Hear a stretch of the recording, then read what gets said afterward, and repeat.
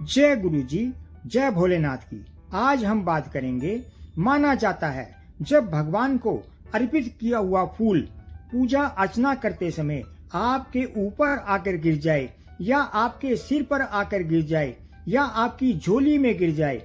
या देवी माँ को अर्पित की हुई चुनरी आपके सिर पर आकर गिर जाए तो ये संकेत माना जाता है कि प्रभु ने, देवी माँ ने आपकी पूजा स्वीकार कर ली है, आपकी प्रार्थना सुन ली है। जिस कार्य के लिए आपने प्रार्थना की है उसके लिए उन्होंने अपनी स्वीकृति दे दी है। तो जब प्रभु आशीर्वाद देते हैं तो वे विभिन्न माध्यमों से संकेत देते हैं। जब प्रभु हमारी आपकी भक्ति से प्रसन्न हो जाते हैं तो भक्त को किसी न किसी रूप में अपना आशीर्वाद देते हैं और भक्त की जो इच्छा होती है पूरी हो जाएगी या पूरी होने वाली है उसके बारे में संकेत देते हैं। परंतु हम उन संकेतों को नजरअंदाज करते रहते हैं, हम उनको समझ ही नहीं पाते, हमें समझ ही नहीं आता कि वो क्या चीजें हैं। ऐसे ही आपने देखा होगा जब हम पूजा करते हैं, दीपक जलाते हैं तो दीपक की ज्योत में एक अर्ध चांद यानी आधे चांद की आकृति बन जाती है या फूल की पंखुड़ी की आकृति बन जाती है, कभी दिल की आकृति बन जाती है। जब आप श्रद्धा से, भक्ति से अपने इष्ट की पूजा अर्चना करते हैं, उन्हें दिल से मानने लगते हैं, तो जब आपकी पूजा प्रभु स्वीकार करते हैं, प्रभु आपसे प्रसन्न होते हैं, तो धीरे धीरे आपके दीपक में फूल बनना शुरू हो जाता है।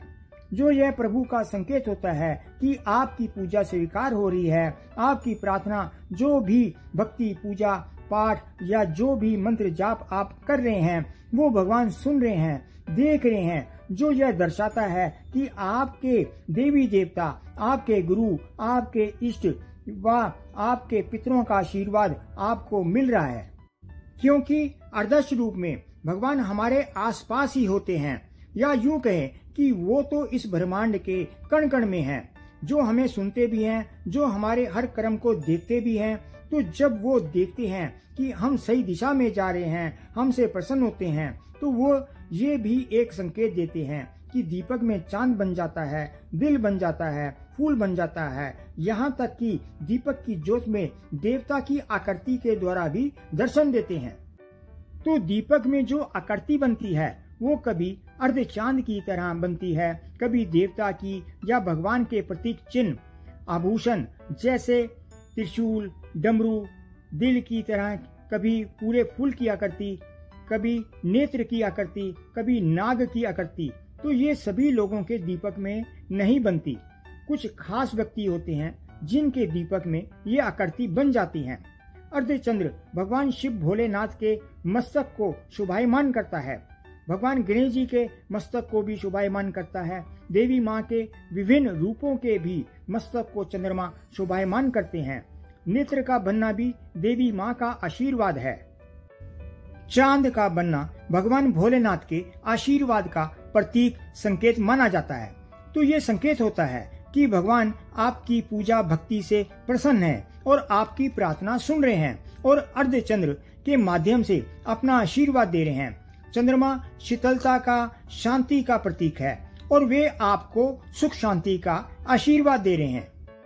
इसी तरह से आपके दीपक में कभी गुलाब की पंखुड़ी बन गई या पूरा फूल बन गया या कोई दिल की आकृति बन जाती है, नेत्र बन जाते हैं, कभी डमरू जैसी आकृति, कभी त्रिशूल जैसी आकृति या नाग की आकृति या किसी देवता की आकृति बन जाती है। तो ये समझ लीजिए कि भगवान जब अपने भक्त से प्रसन्न हो जाते हैं तो भक्त को किसी न किसी प्रतीक चिन्ह के द्वारा अपना आशीर्वाद देते हैं और भक्त की जो इच्छा होती है वो पूरी हो जाएगी या पूरी होने वाली है, उसके बारे में विभिन्न माध्यमों से संकेत देते हैं, जो ये दर्शाते हैं कि आपके अंदर या आपके आसपास जो नेगेटिव एनर्जी है वो धीरे धीरे नष्ट होती जा रही है और कोई भी नेगेटिव एनर्जी आपके घर में प्रवेश नहीं कर सकती। इसी तरह से आपके दीपक में 2 फूल बन जाते हैं या 2 से ज्यादा फूल बन जाते हैं, तो इसका अर्थ होता है आपके इष्ट, आपके आराध्य देवी देवता आपसे प्रसन्न है ही, हो ही गए हैं। उनके साथ साथ माता लक्ष्मी भी आप पर प्रसन्न है और माँ लक्ष्मी शीघ्र ही आपकी आर्थिक समस्या, धन संबंधी समस्या दूर करने वाली है। और उनके साथ साथ आपके गुरु, आपके पितर, आपके कुल देवी देवता भी आपसे प्रसन्न हैं और आपको आशीर्वाद दे रहे हैं। तो इनका अर्थ होता है कि आपकी पूजा स्वीकार हो रही है, आपकी प्रार्थना स्वीकार हो रही है, आपके इष्ट या जिन भी देवी देवता के निमित्त आप पूजा अर्चना कर रहे हैं, व्रत रख रहे हैं, वे आपसे प्रसन्न हैं और वे आपको फूल के माध्यम से आशीर्वाद दे रहे हैं। अब कुछ भक्त कहते हैं कि हमारे दीपक में फूल भी बना पर हमारा काम नहीं बना था। कुछ भक्त कहते हैं कि एक बार हमारे दीपक में फूल बना, दीपक हम रोज प्रज्वलित करते हैं पर रोज दीपक में फूल नहीं बनता।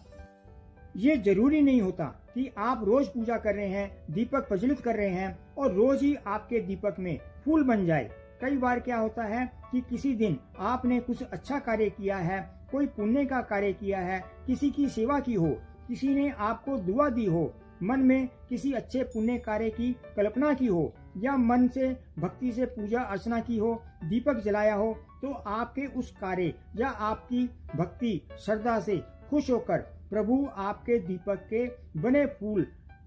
चांद या अन्य आकृति के माध्यम से संकेत देते हैं कि मैं तुम्हारी पूजा से प्रसन्न हूँ और पूजा स्वीकार कर रहा हूँ, तुम्हारी प्रार्थना मैंने सुन ली है, तुम्हें आशीर्वाद दे रहा हूँ।